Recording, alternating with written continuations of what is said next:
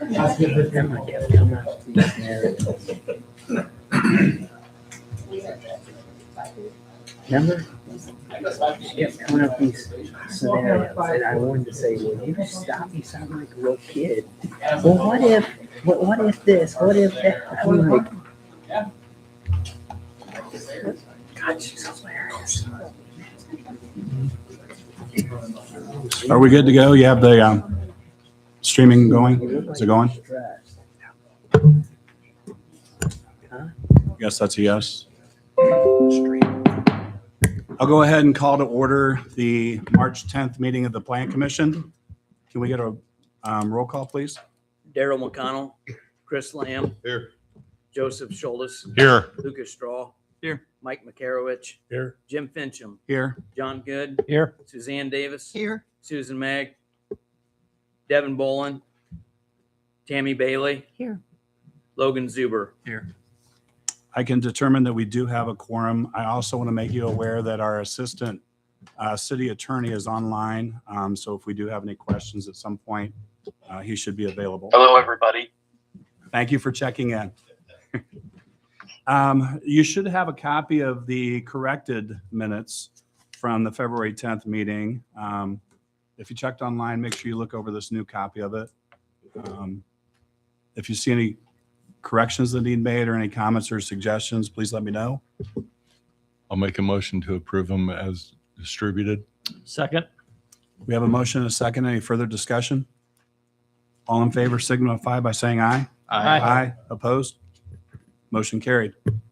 Item number 5, agenda modification. Is there any need to modify? Okay, we'll go on to old business. So underneath old business, we have the Auburn Commercial Center that at the last meeting we tabled and continued the public hearing.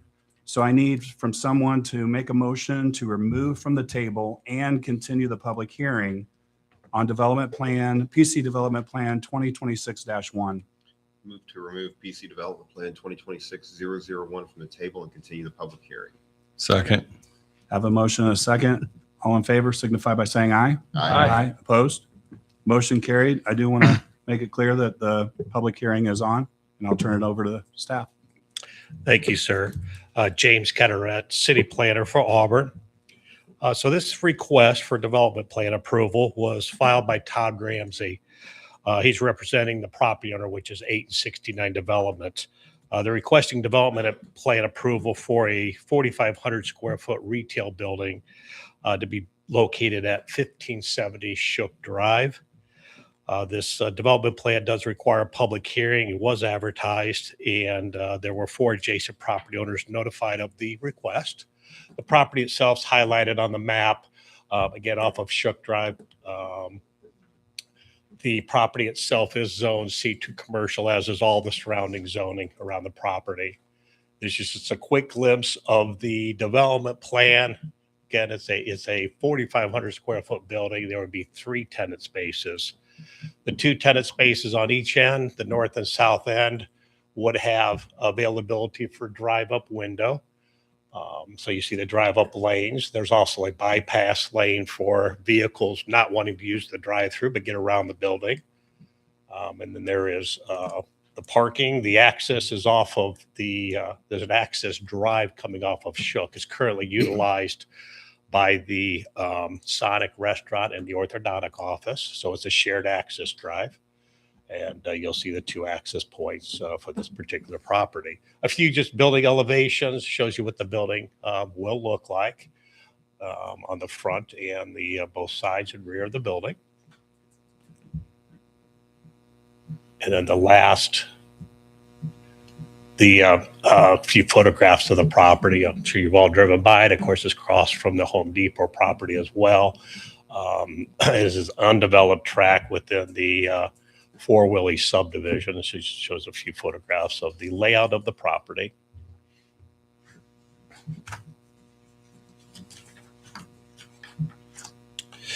On the public notices that we sent out, we have not received any direct input on this request for this evening. We did place the public notice yard signs for anybody driving by the property to let them know of the request.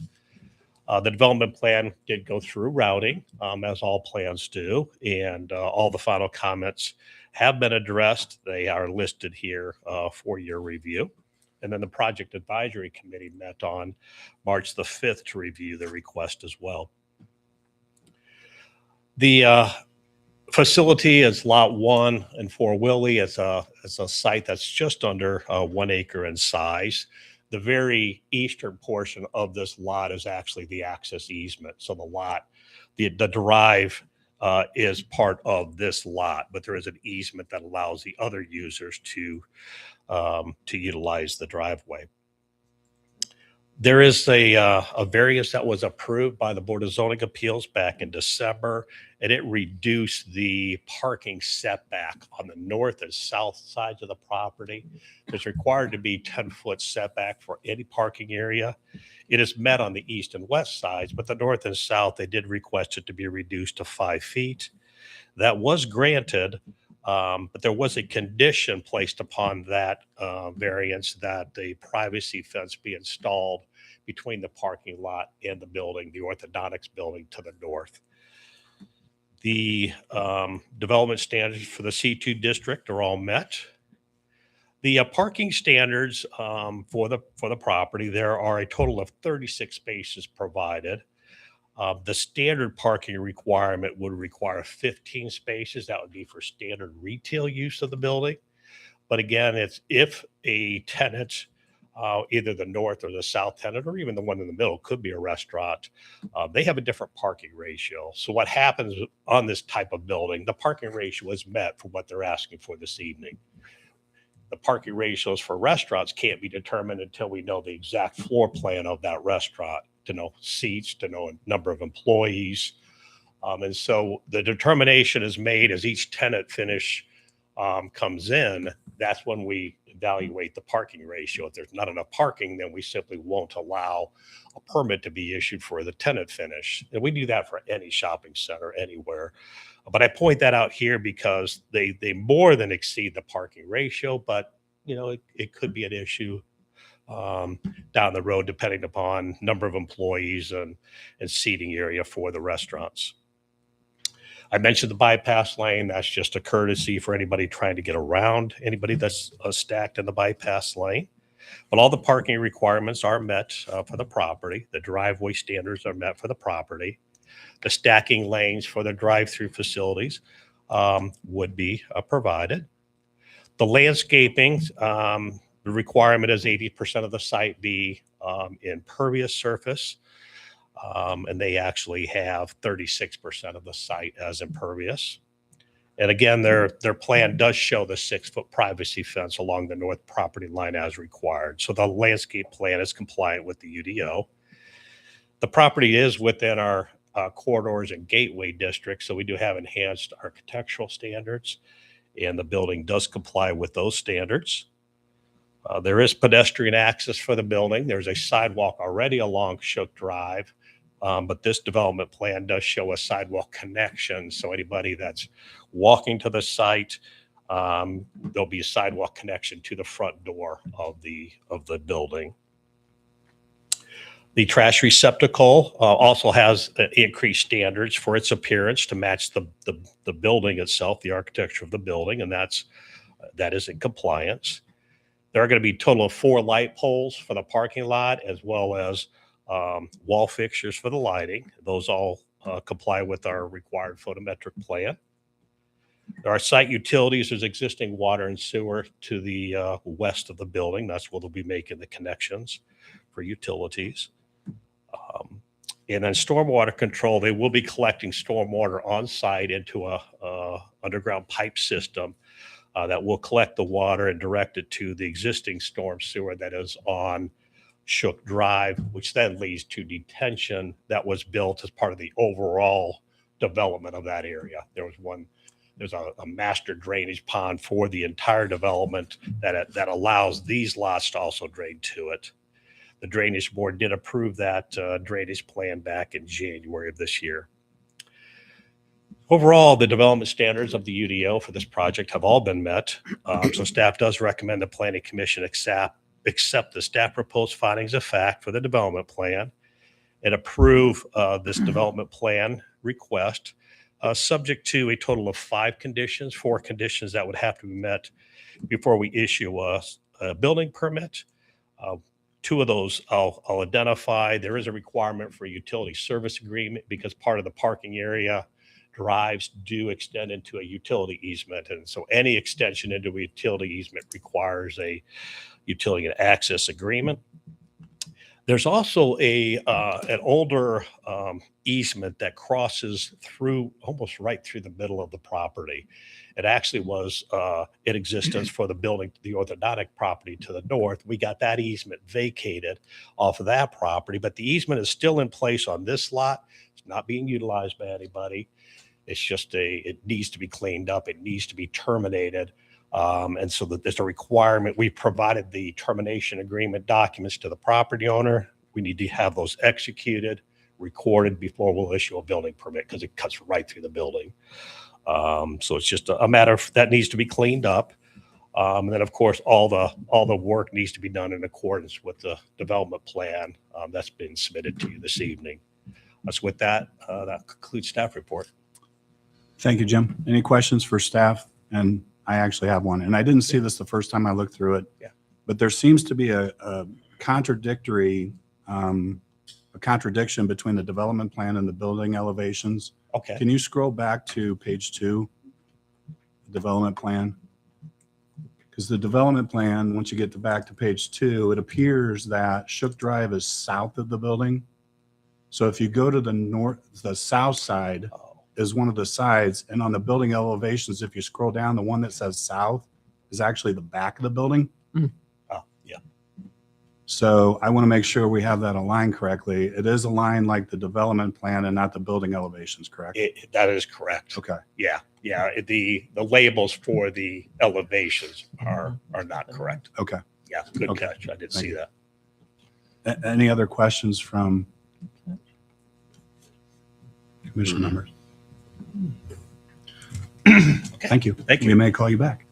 Anybody on behalf of the petitioner, like to come and speak on the project? Jake Ramsey, 869. Not much to add, but I can answer any questions. Anyone? Any questions for the petitioner / developer? I have a question. Yep. So do you have tenants sort of lined up? You don't have to tell me what they are. Not really. We have feelers out, but nothing. Gotcha. The only thing that kind of concerns me is on the north side where that drive-through window is going to be on that north side. If anything goes in there that really backs it up, if a backed up drive-through lane could potentially interfere with cross traffic. Yep. Coming in or leaving the parking spot. So Okay. just that's the only concern I have about anything. Cool. Everything else looks good. Okay. So Yep. anything else? Okay. And Jim, didn't you mention to us that for that question that once they have tenants coming in, we'll approve those? Yes. Okay. That's when we look closely at, again, the parking ratio, stacking lanes, those things. So we'll Yep, look at that yep, one. yep. Yeah, we've moved the window behind and stuff like that to. Yeah, the one on the Account. south is no problem because you have to drive around behind the building Yep. and you've got plenty of place to stack up there. Yep. So, yeah. Well, thank you. We Yeah, may thank call you. you back. Is there anybody in the public that would like to speak this project? And not only for this one, but for the other ones as well, please come to the microphone and state your name and address for the record.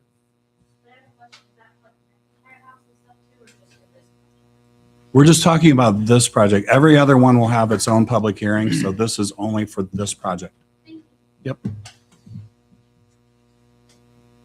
Anybody? Okay, I'll go ahead and close the public hearing. And is there any further discussion or questions amongst commission members? The north side neighbor came into the BZA, like I said, back in December, and he said as long as there was a privacy fence on the north side, he was totally okay with it. So he was happy about that. Sounds good. Anything else? Okay, so would you please scroll back? Sorry, I'm going to make you scroll back to the findings of facts. We do have 5 findings of facts here, all in the affirmative, so either is or will. Hopefully you've had a chance to look through those. I know those might be a little hard for people in the audience to read them. But we do need to approve the findings of facts before we vote on this. So I'll entertain a motion at this time. I'll make a motion to approve the finding of facts with the 5 conditions for PC Development Plan 2026-001. Point of order. In the There's no affirmative. conditions on findings of fact. Huh? There's no conditions Oh. on finding of fact. All right, my bad. Approve the finding. We have a of fact. motion. Do we have a second? Second. Second. We have a motion and a couple seconds. Any further discussion? All in favor of verifying the findings of facts, say aye. Aye. Opposed? Okay, and on to going ahead and approving this. Remember, there are 5 conditions. This time, we need to add those in when we make this motion, but I'll entertain a motion to approve PC Development Plan 2026-1. I'll make a motion to approve PC Development Plan 2026-001 with the 5 conditions. I'll second.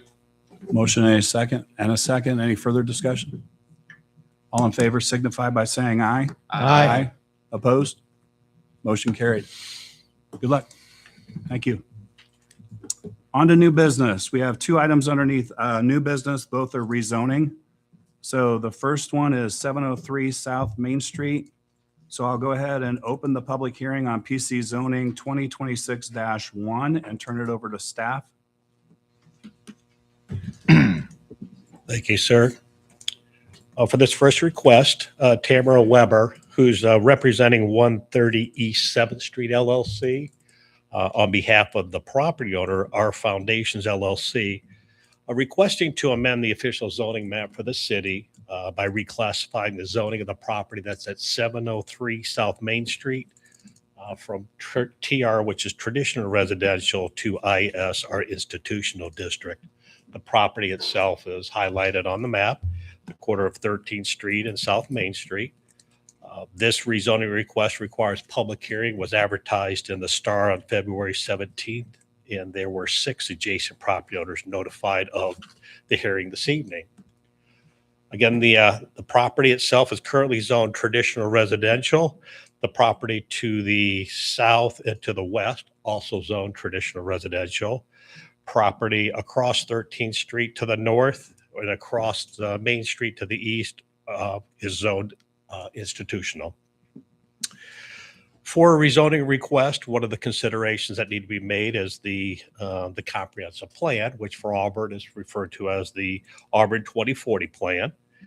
And I note that the future land use plan, which is a map basically of the entire city, that future land use plan does designate this property as appropriate for what's called urban edge use. And the land uses that would typically be in the urban edge areas would be single-family residential, would be offices, services, studio arts, live-work units, et cetera.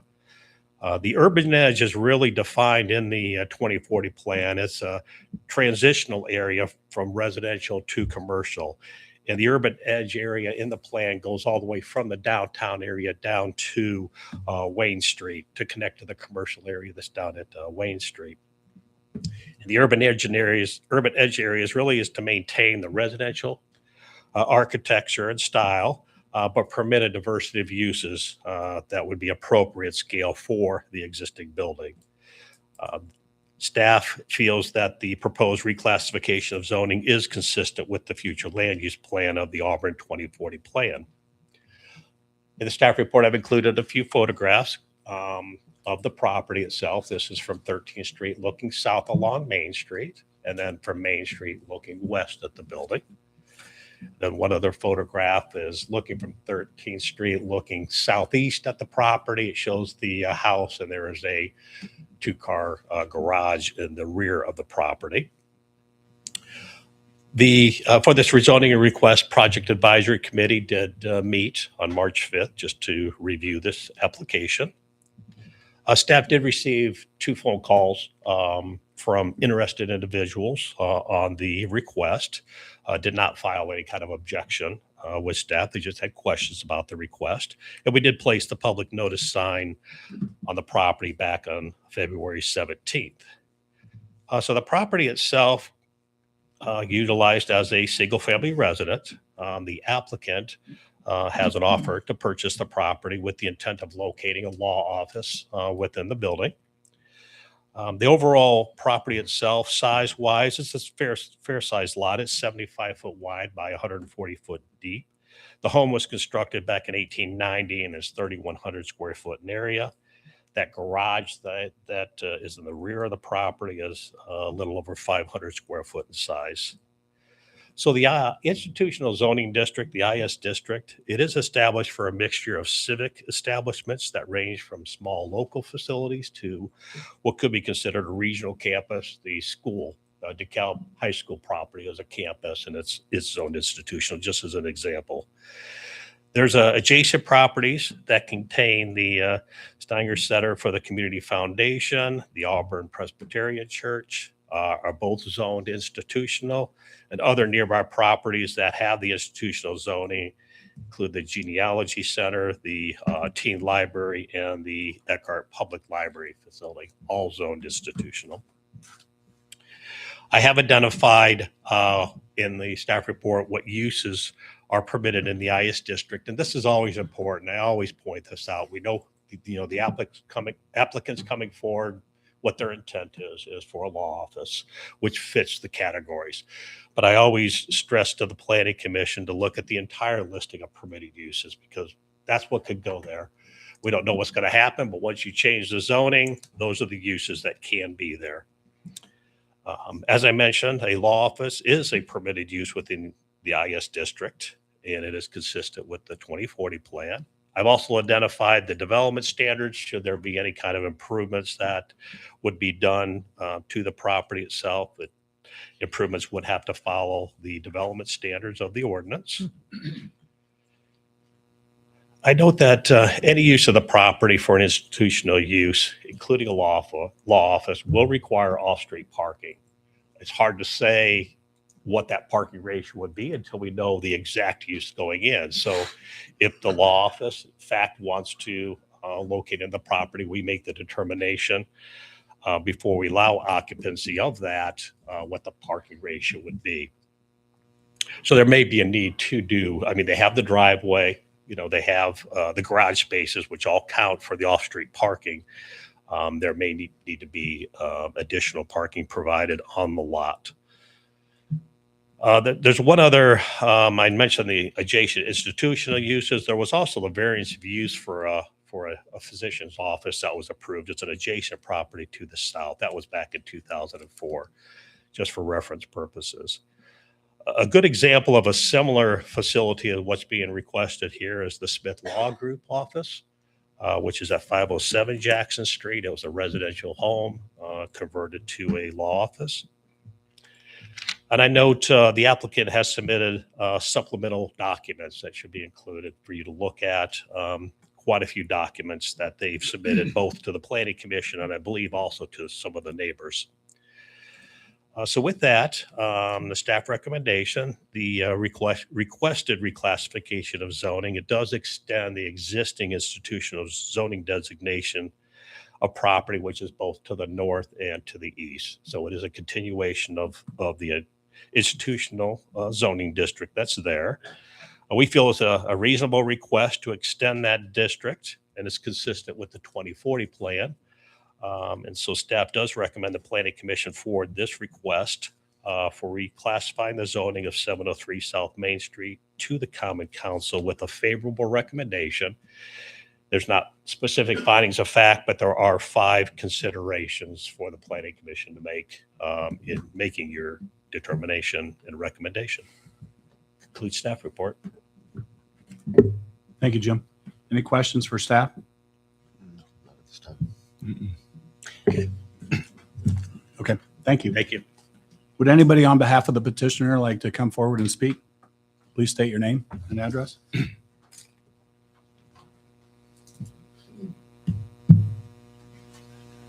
Thanks.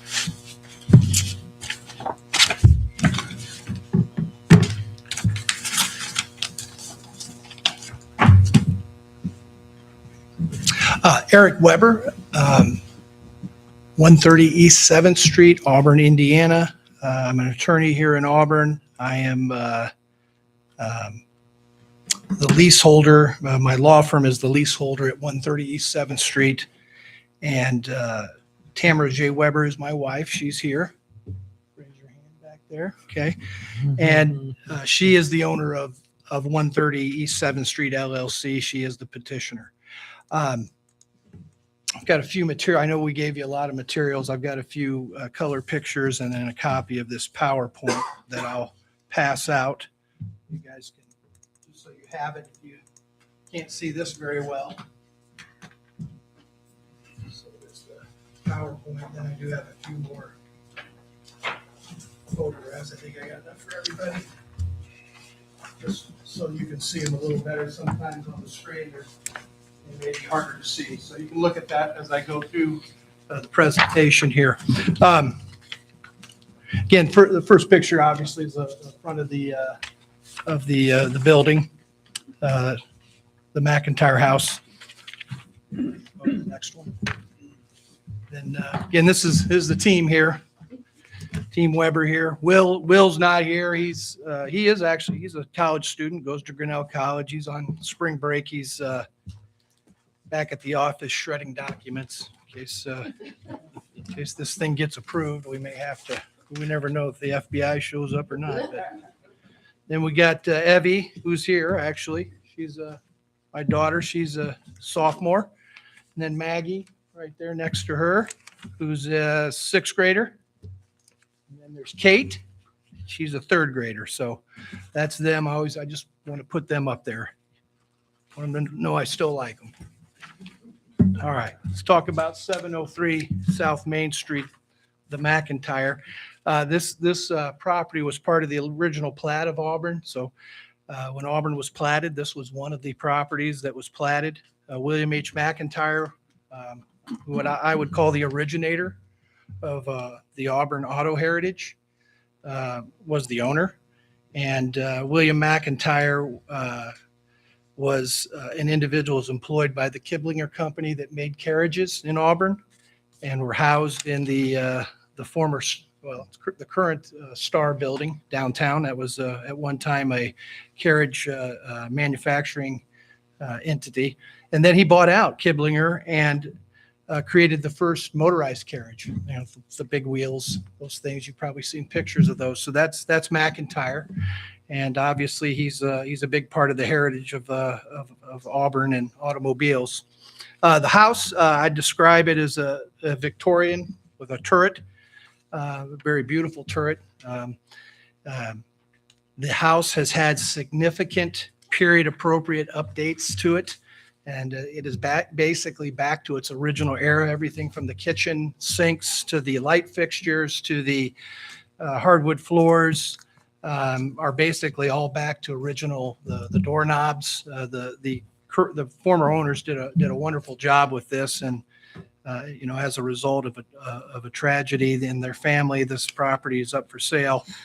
So something that looked like a very good opportunity. It's got over 3,000 square feet, plus it has a walk-up attic, a basement, and there are multiple rear parking areas that I'm confident will be sufficient to accommodate the office. We have 4 to 5 employees. There's a 2-car garage and at least space for 3 cars in the back, and it certainly could be reconfigured for more. Plus, I would note that much like anybody who is a merchant downtown, there is a lot of parking that is on the street, on 13th Street, adjacent to the Presbyterian Church. So we go to the next slide. This is the current law office, 130 East 7th Street. Again, what's the potential? Now, this is not necessarily part of what you're going to consider here today, but it is part of the broader picture, and I think it's important to know that. It's something that I've spent and Tamara and I have spent the last month trying to make sure people who are in the downtown area and so forth understand this property is under contract, and there is, as we understand it, a significant development potentially a multi-million-dollar development that may come into 7th Street. I know I've seen the plans maybe 4 or 5 years ago even. Again, don't know the plans specifically, don't know the timeline, but I know enough to know that there is the potential for that to happen. This rezoning and the sale of this property at 130 East 7th Street is contingent upon the zoning. If the zoning doesn't happen, then, as a business decision, we would not sell the Mefford and Weber building. We would just continue to occupy it because unless we had another opportunity somewhere to go that was properly zoned and didn't have to go through the same steps. But there's not a lot of opportunities like that out there right now. There's really not much out there that's open. As a matter of fact, I couldn't find anything downtown per se as I looked around until this particular property came up. Next slide. The power is obviously up to this board. Euclid, I did this for Jim, taken back to his planning days.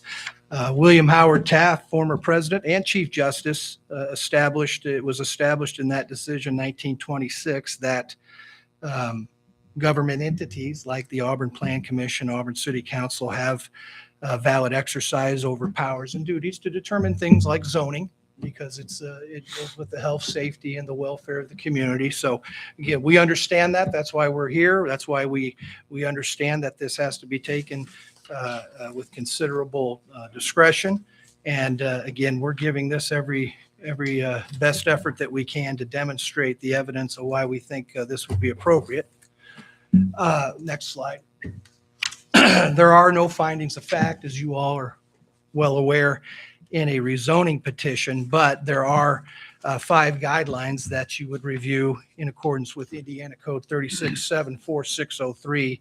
One is to look at the comprehensive plan. We think, as City Planner Jim Catterat articulated, and we think from the materials we provided, we've demonstrated that a proposed institutional zoning is consistent with the comprehensive plan, especially when you consider, and think we have the map in there. It's a little bit easier for you to see the color map of what that future land use or future zoning looks like, or what the zoning looks like, including that urban edge, which the urban edge not only includes Main Street, but includes West 7th Street from the railroad tracks where Blackburn and Romey is, down through where Edward Jones, the accounting office on the other side of the street, comes all the way down until you get into the downtown. Those 2 areas are identified as the urban edge, meaning, as was stated, these are transitional areas where you can blend in and keep the consistent character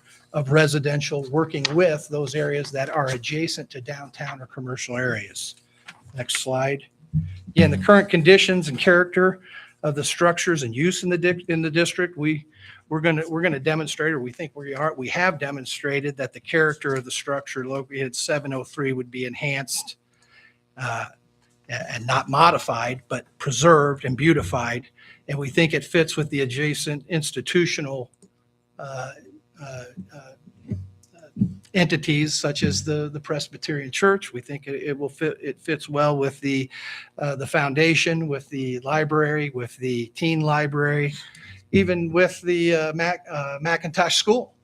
It's a corridor, in our mind, a corridor of different types of institutional, nonprofit, educational, that runs all the way down 13th Street, 14th Street, and up and down Main Street. And again, it is that urban edge adjacent to downtown. So we think we meet that particular part of the statute. Next slide. The most desirable use for which the land in each district is adapted. And again, we believe that the most desirable use in this case is for it to be used and utilized in a manner that will continue to preserve its historical significance, something that we articulated to the owners.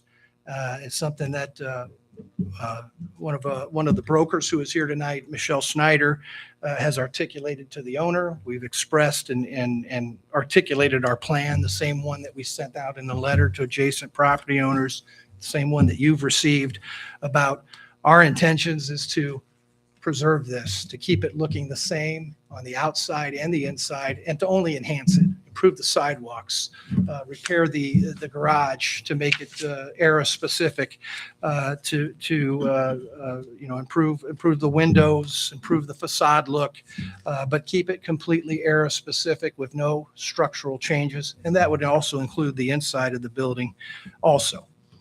Next slide.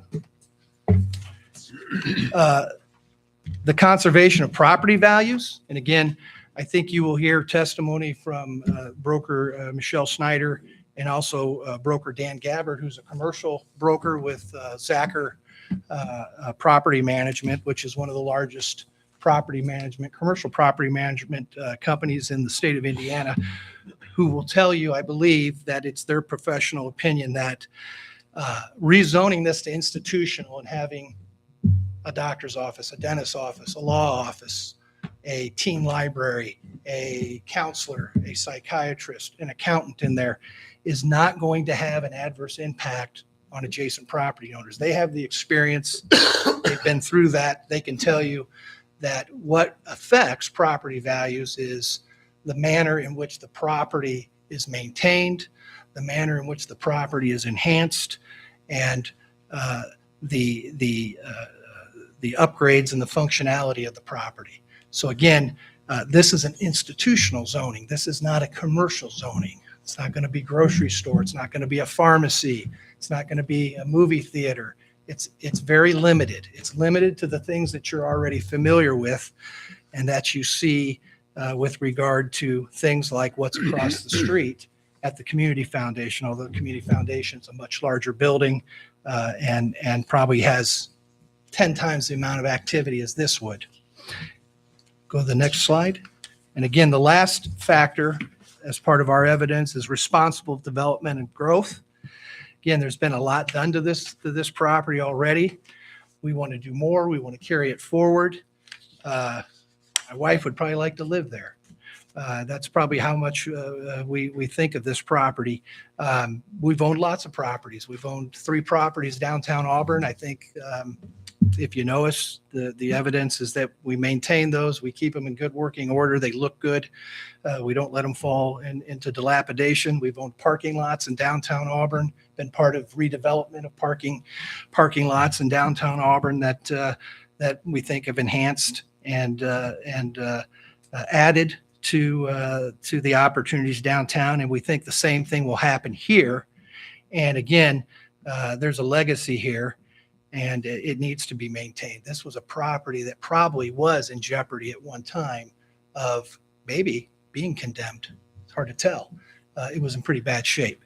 And probably all of you here, or most of you here, may be aware of that condition. So again, do we think this is responsible development and growth? Yes, we think that when you're talking about doing the types of things that we're proposing, and we're talking about 4 employees to 5 employees.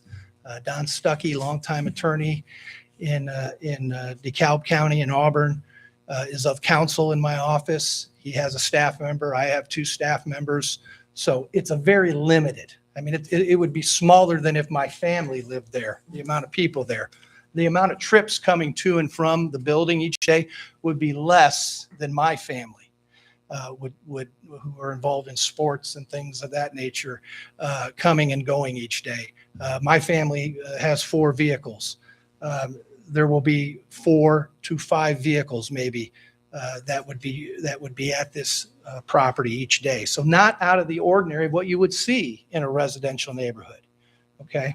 So again, we think all of those things would fit well. And again, a property like that can only accommodate so many vehicles or so many people. It's a 3,000 square foot building. It's not like what you have across the street. It's not an 8,500 square foot building, or it's not like the Presbyterian Church.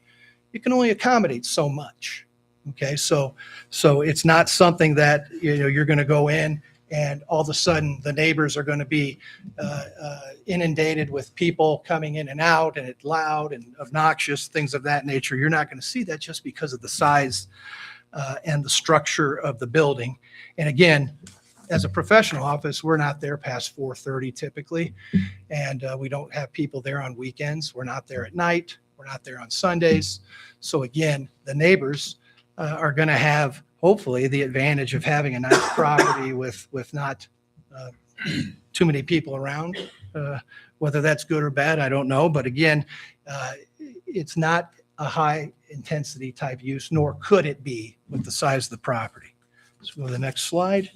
Again, supporting evidence. I won't go through this. We provided you the information, provided it in our petition. We referenced this in our letters to the adjoining landowners. I had the opportunity to talk to several people and pointed some of these things out. And again, some of these things will be mentioned by the consultants that I brought with me today. And then we'll go to the next slide. In support of this, we did have our consultants. I did not speak specifically with the mayor, but Dan Gabbard and Ms. Snyder met with the mayor, explained the project. He indicated he thought it was favorable. He supported it. He doesn't have a vote. I know that. He doesn't have a vote on the city council, but he is the executive of the city, and he indicated that he thought it was an appropriate use. And I think he was excited about hearing that there's an opportunity for a multi-million-dollar development across from the courthouse on the 7th Street corridor that may accompany this. Auburn EDC, we've met with the director of the Auburn EDC. He was very favorable to it. He's also a baseball coach. They have practice tonight. He couldn't be here. I told him that was okay. Just told him I wanted to meet with him. We've met with a lot of other people, various entities and groups. We haven't met with everybody because we just can't get to everybody, but we've probably met with a dozen to 2 dozen groups of different people and entities. Kendra Weiler Brinkerhoff, Dan Brinkerhoff's wife, lived there. And she called me, said she thought this was exciting and was supportive of it. She's in Florida. She told me she would have been here to speak on behalf of it, but she's in Florida. They're retired. But she grew up there. And then Mrs. Page, who is one of the principals of our foundations, LLC, was also, as indicated to Ms. Snyder, the broker involved, that she's supportive and feels encouraged by what we have planned. So again, those are the things that we've had in support of this, the people we've talked to. And again, the big picture, what is the impact on downtown of a potential multi-million-dollar development? You all already know the answer to that because you've seen what the Straw Complex, the Auburn City Steakhouse Complex, the coffee shop and lofts above that, the Credent Financial Building, what kind of impact that has to downtown Auburn. And right now, there is a significant part of 7th Street that is empty. And I can only presume it's empty because they're waiting for the opportunity to have gained enough commercial property to do what they want to do. And it's my belief that this is part of that. Again, I'm not part of their entity. I'm not privy to their conversations or what they're doing, but I do know enough to know that that is part of it. So with that, I leave you with that question of what would a multi-million-dollar development downtown do to enhance a downtown that has seen a lot of great growth. So again, with that, I have a couple other people I'm going to have briefly testify because I want them I want to get that evidence in to help support. So I'm going to first call Anthony Kraus, who's attorney working for us, a local attorney, and he has a few brief comments to make. And then Dan Gabbard will speak, who's our commercial real estate consultant, and then Michelle Snyder, who's a residential commercial real estate consultant. Thank you. And then we'll take any questions at the end that you may have. Thank you, Mr. Weber.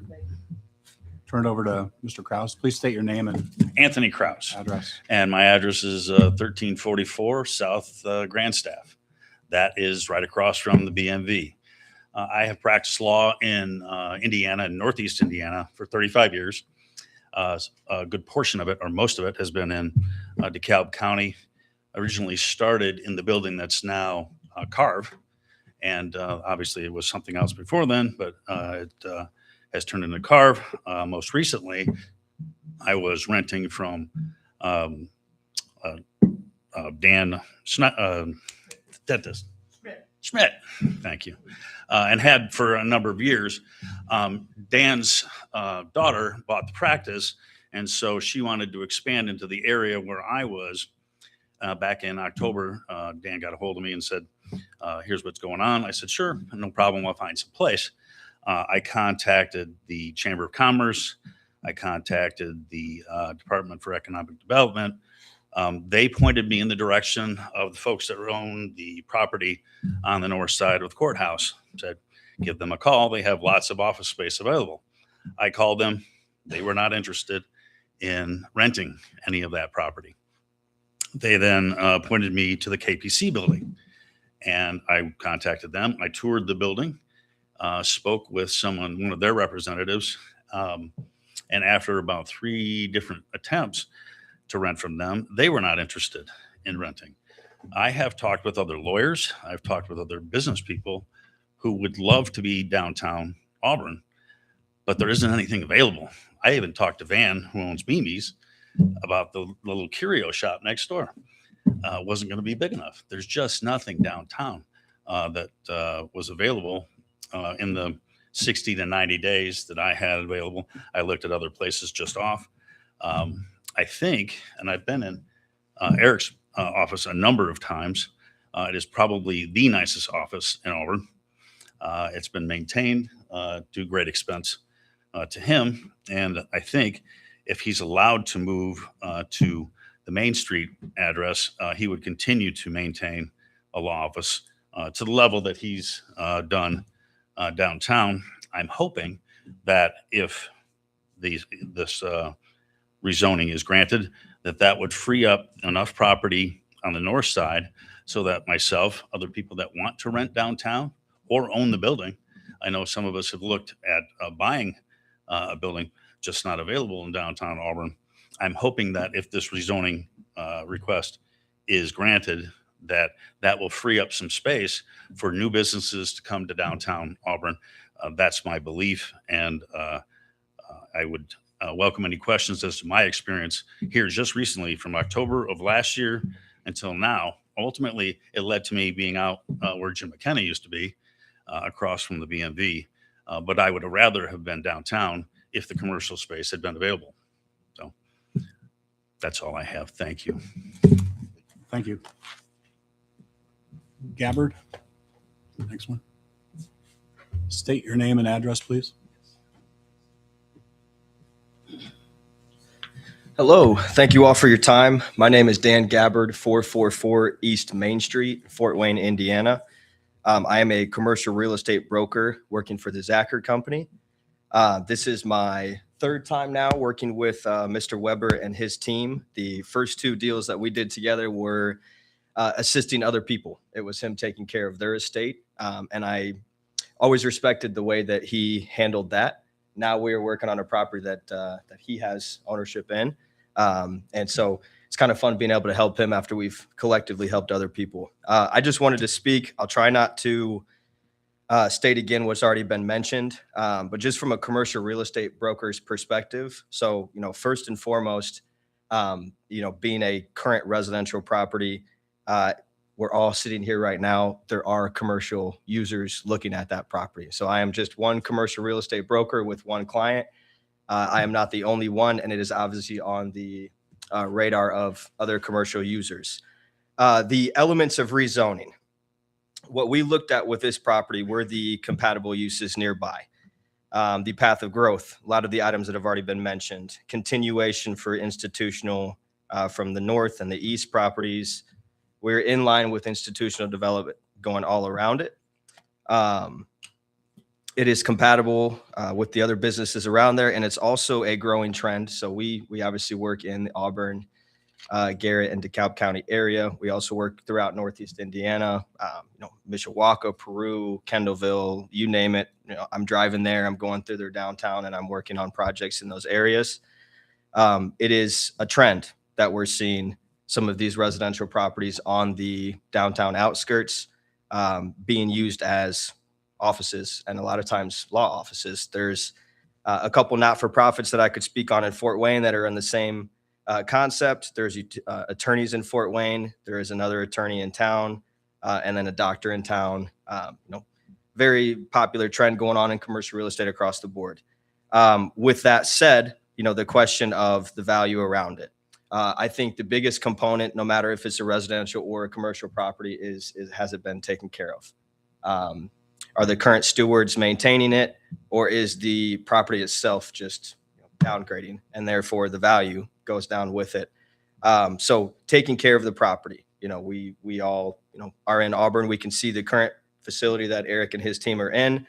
I can speak on the again, the experience with other deals and just taking care of people and properties that he did not own, let alone ones that he has a share of or uses himself. As far as the highest and best use, I believe as a commercial real estate broker, my expert opinion would be that it is continuing with the institutional. If you're a resident looking to buy a new house, are you going to look in areas where there is other residential, or are you going to look in areas where there's commercial all around you? This property has commercial all around it. I would venture to say that you're going to get just as much commercial uses overall as you have people looking for housing. Let alone this type of use, like Eric said, office, people coming in and out. There's not a ton of traffic. So in my opinion, it would not have a negative impact on the house values around it. It would actually increase the property values of the overall corridor. Again, it's been mentioned, but it allows a current longstanding business that has been downtown, that wants to stay in Auburn, that has made it clear that they want to stay in Auburn. This allows them a place to stay in business and kind of make room for future development for the downtown of this city that we all would love to see. Again, it was mentioned some of the support with the EDC, Colin Bice. We've had quite a few conversations with him. We met with Mayor Clark. Can confirm we received favorable feedback from him. Logistics are one thing, but the human behind it is another. And I think that's important. I think, who Eric is as a person and a businessman, actions speak louder than words. The fact that he's gone and talked with all of his neighbors, that he's trying to look for any hurdles, any ways to make their life easier, even accommodating the current owner, the seller's wish that the property maintains its current form as much as it can. So, being aware of that and being willing to work with that, I think is important. Again, it goes in line with the adjacent properties, has limited parking needs and traffic overall from a commercial use perspective. And as it's been mentioned, it is right in line with the 2040 plan. So thank you for your time. Thank you. Snyder?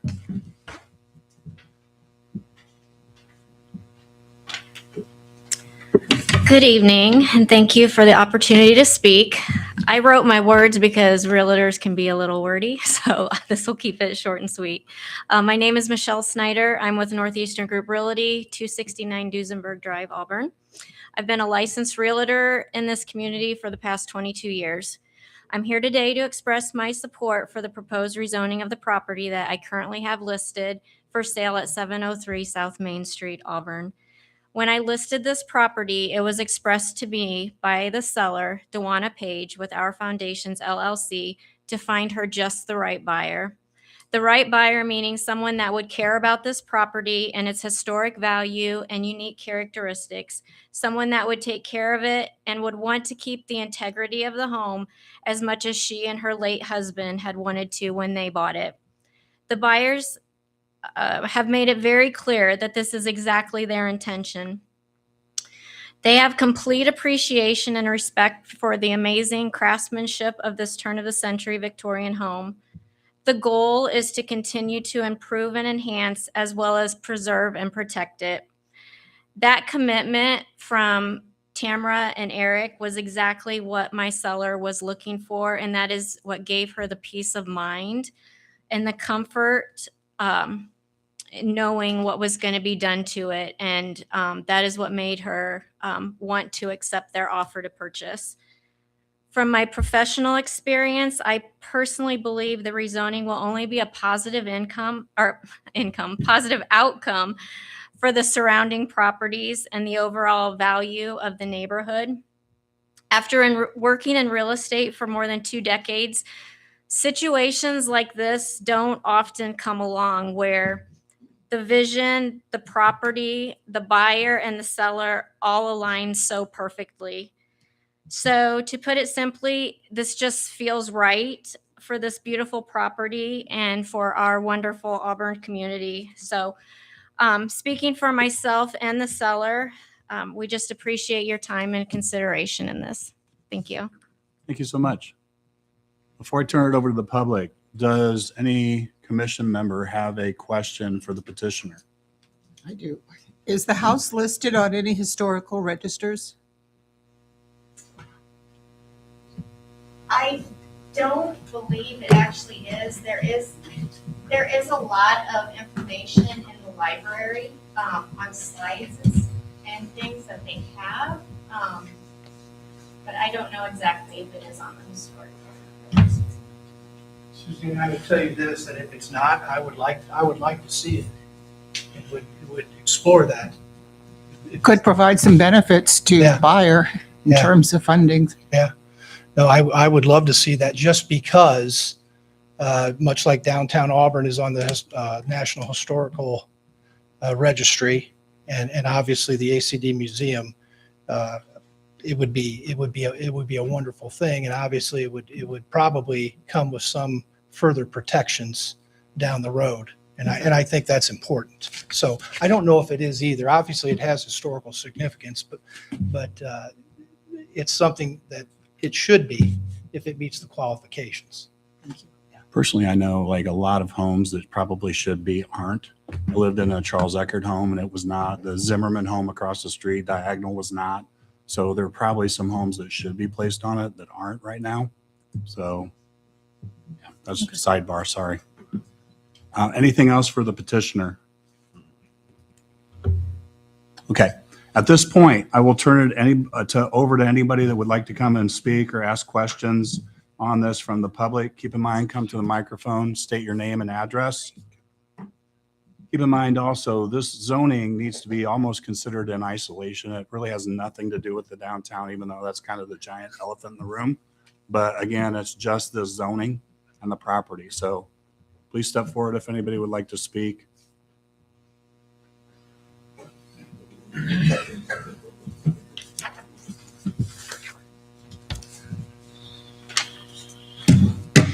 Jessica Hardy, 1314 Pearl Street here in Auburn. All right, I'm going to give this a crack. I'm probably wasting my time. So, to Suzanne, the home is on the historic registry. By changing its zoning, you may make it so that it is unable to be zoned historic. I would check into that. Small, minute thing.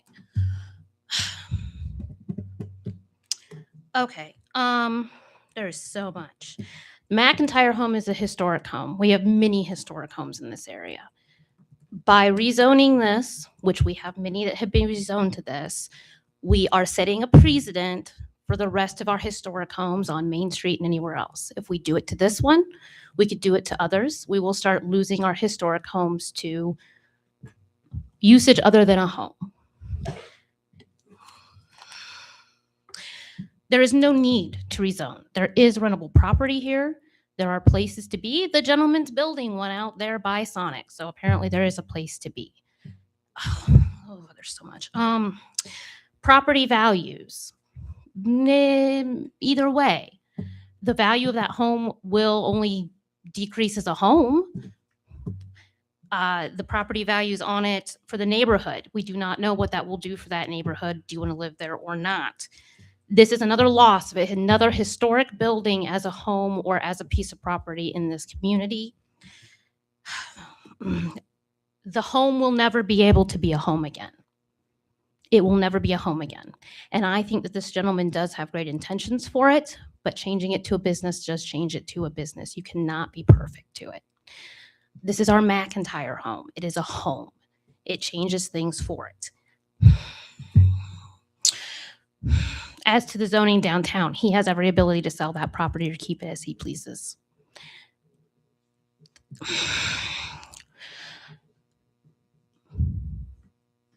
Give me what I want, or I will hurt the downtown is not okay.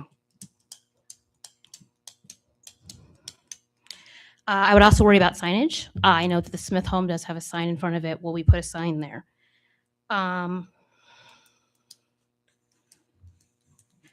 We are worried about the redevelopment of the downtown, but here's a business that's leaving it.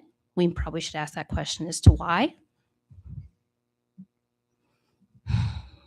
Yet again, we want to preserve our historic homes, but we are rezoning something. And when we rezone that, we can't rezone it differently. And we are setting that precedent. I'm sorry, I really want to push that. We are setting a precedent that we are willing to continue to rezone homes in our downtown to something that is not a home. Zoning is very important. I'm glad that we're referencing the Auburn 2040 plan, but this is an either or. This isn't a have to in terms of the zoning. It's on the edge as they were discussing. And there has to be a stop point at some point in time, and the McIntyre home's a wonderful place to stop. I know that there are a lot of not businesses, there are a lot of other buildings in the area zoned non-residential, but this is a residential area and there has to be a line in the sand. If this was a person wanting to live in this home, would we permit them the street parking and the parking that they are asking for? If I came in and I bought that house and I said to you, I wanted to put out a parking pad, I wanted to change the on-street or off-street parking, how would you respond to me as a homeowner on that one? Just that. If I parked 7 cars on that street all the time and I was just a homeowner, and I actually kind of own a lot of cars, I like them, what would you be like to me on that one in that area? Like I said, it cannot return to a home ever again. This is it. And that home would be loved by somebody. And the market is so hot right now. Homes are worth, we all know. And if he loves that home, then maybe live in it. That is a beautiful home, and it's not going to fall to ruin. There's no fear of that in this market. Now, what the market does in 6 months is a different thing, but that home is okay. It's okay as a home. It's not going to fall into disrepair or die out and be abused in this market. Someone would love that home. Someone would 100% love that home, especially I saw the pictures. They have done work on it. That's not just going to, I remember the market 20 years ago.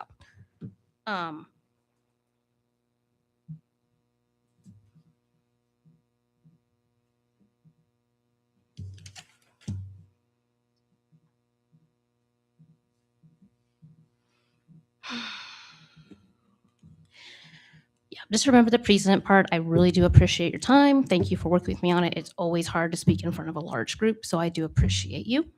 Thank you. Thank you. Is there anything there that staff or the petitioner would like to comment on?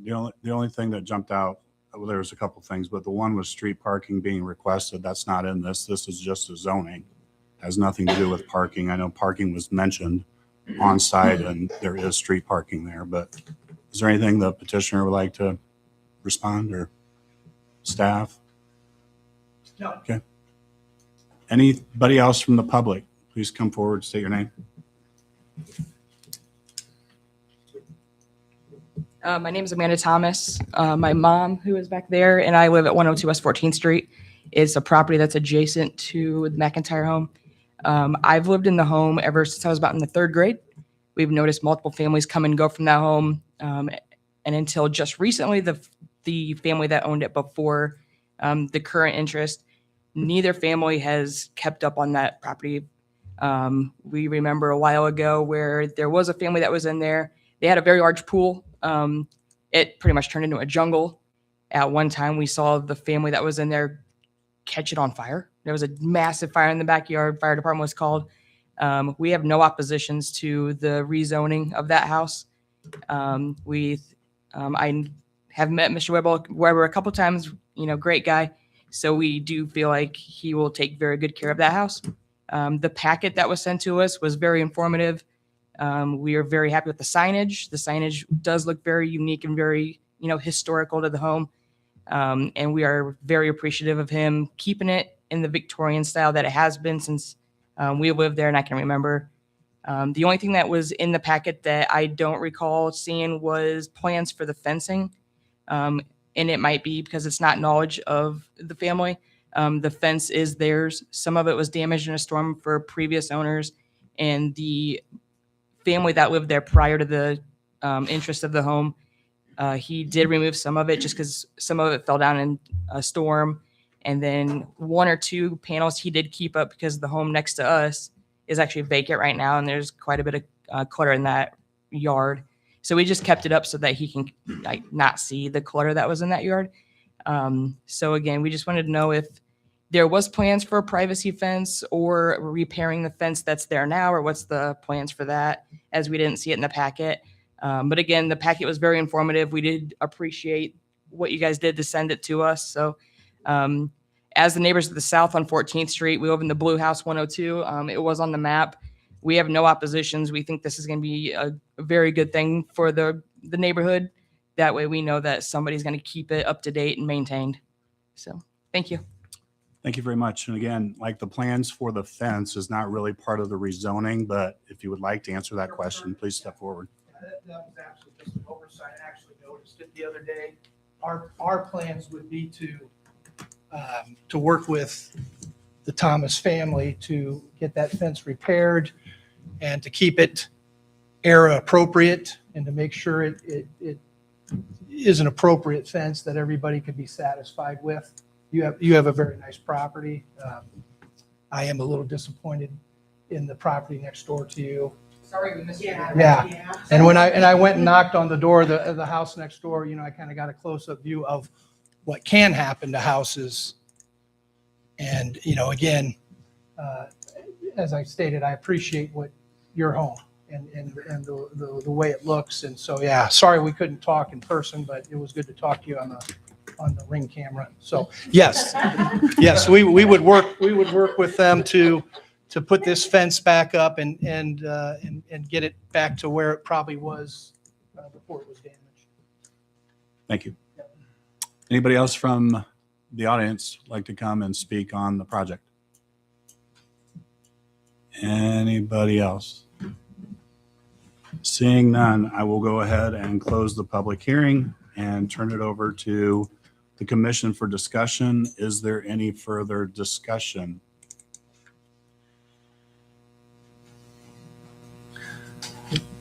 I believe there's a definite distinct benefit to long-term sustainability and maintenance of these properties. The application of this, I think, does give it an opportunity to be maintained and continually restored, more than the traditional residential. Maybe I think it's a good approach to the plan, and it sounds like he's trying to be a strong steward of the community in that regard.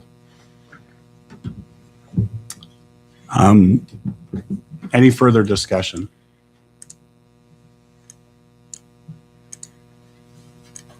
Okay, so again, there are no findings of facts. So keep in mind, we do have these things, the 5 statements that we need to make sure we take into account.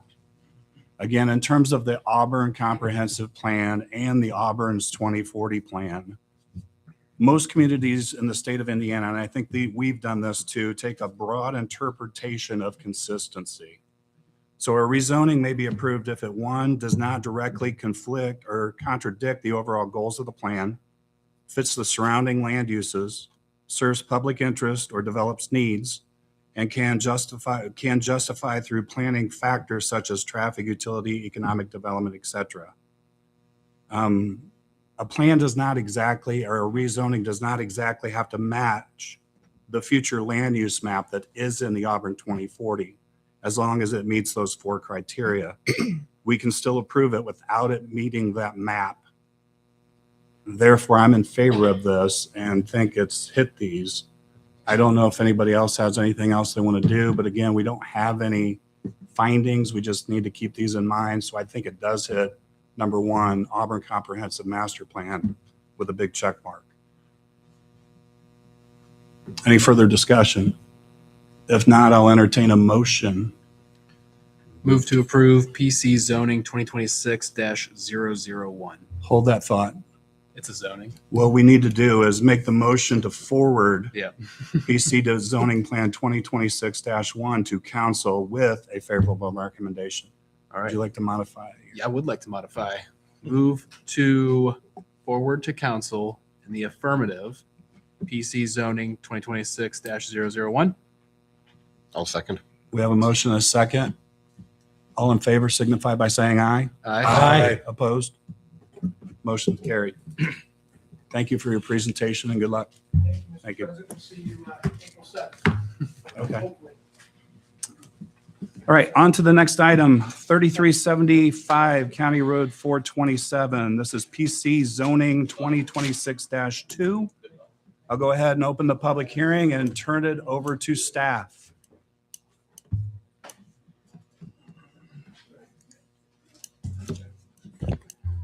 Thank you, sir. For this request, Rudy Item, who's representing the property owner Venture 427 LLC, they're requesting to amend the official zoning map for, excuse me, for the city of Auburn to reclassify the zoning of property, which is located at 3375 County Road 427 North. From currently, it's got a DeKalb County zoning classification of R1 low density residential, requesting to reclassify it to a city zoning designation of IS institutional. This rezoning requires public hearing, was advertised on February 17th. There were 10 adjacent property owners notified of this request. The property at 3375 County Road 427, the actual building for the address of that property is what you see in the southern part of this larger tract. I have highlighted the portion of that property that is requested to be rezoned. The surrounding zoning of this property, again, the current building is zoned IS institutional, as well as the county's 911 facility, which is south of that, and the school property is all zoned institutional. The land to the north and to the east is that county designation of low density residential. This particular property does not fall within the Auburn 2040 plan, so there's not guidance with that. A few photographs of the property. Again, we're just focusing on that undeveloped portion of the property that's north of the parking lot for the facility. It's where the football field currently is. This just shows the very rear of the property. There is some overhead transmission lines that cross through the property. And I've highlighted with the aerial that portion of the property we're looking to reclassify the zoning of. Project Advisory Committee met back on March 5th about this request. We did receive one call on the request from an adjacent property owner just asking questions about the request. We did place public notice sign on the property back in February 17th. The survey drawing here shows that there actually were two separate parcels of land. And where the current building was within the city's ETJ area. And that's how it has the institutional zoning district classification. There's water and sanitary sewer to the property now. When the current property owner bought the property, they have since combined the two parcels into one, and that's what's reflected here.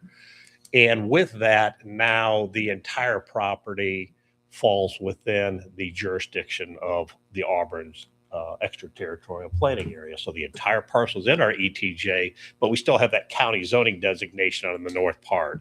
That can only be changed through a rezoning filings. It's not an automatic shift. So they wanted the zoning to be all under the institutional district. And so that is the purpose for the request this evening. Overall, it's a little over 12-acre parcel. So they do have area to expand. They don't have a plan to expand as part of this request. We're just talking zoning at this point, but they wanted the entire parcel, should they make some improvements to the property, to be under city jurisdiction. I mentioned there is water and sanitary sewer to the property. I have identified what the uses are within the institutional district, as well as the development standards that would apply. This would be for any new improvements they would make to the property would have to follow these IS standards. I mentioned the adjacent zoning, the emergency management office to the south, the school to the west, all zoned institutional. So with this request, the reclassification of zoning. We think it does extend the existing institutional zoning from the south and from the west. So it is an expansion of an existing district boundary line. We feel it's a reasonable request to extend that line to allow for future expansion of the classic city center development. So staff does recommend that the Planning Commission forward this request for rezoning to the Common Council with a favorable recommendation. Again, it's a rezoning, so we don't have specific findings, but we still have the 5 factors to consider. So that concludes staff report. Thank you very much. Any questions? So Jim, when this gets combined, is it like an annexation? So we're going to pick up that parcels from the city? It's yeah. So they have combined it for tax purposes. So it's just considered one parcel. It's outside the city limits, so it won't be a part of any annexation effort. But it is automatically now, since it's combined, under the city's ETJ. And so with that, it's not always best to have properties with split zonings. It's okay, but I think the owner wants that consistency for any future development they may consider. So that's the reason for the request. Okay. Anything else further? Okay, Thank thank you. you. Would anybody on behalf of the petitioner like to come forward and speak? Please state your name and address. Rudy Item, 704 North Main. Jim and his team did an awesome job. I don't have much to add. As we looked for potential opportunities for this property, it made sense for us, one, to combine it for tax purposes, but then have the same zoning. I can't really look to for future efforts unless I know what it's going to be zoned, and we prefer that zoning to continue to plan for that property. Thank you. Questions for petitioner? Would anybody on behalf of the public like to speak on or against?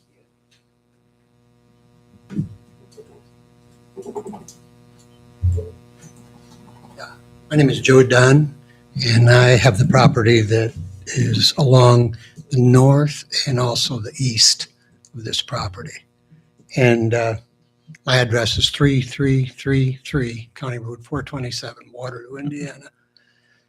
I think if I understand what the zoning would do, it would be to be providing maybe services like for children, maybe for families. It would be an educational kinds of a thing. And I certainly, as property next to it, have no objection if that's what it's all about. So I would be for that. I don't have any problems with it. I would like to talk to you a little bit more. Maybe we can get together on the flow of the water. Talk about that. So we can do that. I think that would be good. But well, that's what I have to say. Thank you. Thank you so much, Mr. Dunn. Anyone else? Anybody else from the public like to speak? All right. Seeing none, I'll go ahead and close the public hearing and turn it over to the commission for discussion. Yeah, I think this is perfect. You've got institutional on the west and you got institutional on the southeast with where the dispatch is, and its current use is basically that. So I don't see any problems. I think it's really just kind of cleaning up some paperwork for the most part. Yeah. I Agree. think it's good. I completely agree. Okay. Again, this does not have findings of facts, but again, we have the 5 items for consideration on the last page, as you can see on the board. So please keep those in mind as we make a motion. And again, I need this motion to be forward to the PC zoning 2026-2 to the council with a favorable recommendation or non-favorable, I guess, if you want to do that way, but one or the other. Move to forward a favorable recommendation to the Common Council regarding PC zoning 2026-002. Second. Motion is second. Any further discussion? Seeing none, all in favor signify by saying aye. Aye. Motion carried. Thank you very much and good luck, whatever you decide to do with it. Okay. I'm sure we'll hear something if you do. So on to reports. Address report. Doesn't look like we have one. Anything from board members? City county liaison? Our last meeting, we had a formal presentation for the comprehensive plan, which the Plan Commission sent a favorable recommendation to the commissioners, and they decided to table it for 2 weeks because one person needed to look at it again for 2 more weeks. Well, those aren't small documents, so I guess I can understand that, but you should be able to find time to get on it. So Yeah. I get it. They may have had it for a year. Oh, okay. Okay. That's time. Project Advisory Committee. Nothing? City staff? We will have a meeting on April 14th. We do have one case. I saw something in the file folder Yes. already. For Yes. Gene, anything from you? I'm still here. Okay. See you in person on the 14th. All right. Sounds great. Thank you. Any final public comment? Seeing none, I'll entertain a motion. Move to adjourn. Second. We have a motion and a second. All in favor signify by saying aye. Aye. Aye. Meeting is adjourned. Thank you very much. Very good. 3, 4. It's supposed to get cold. Like I get one teasing day. It's just not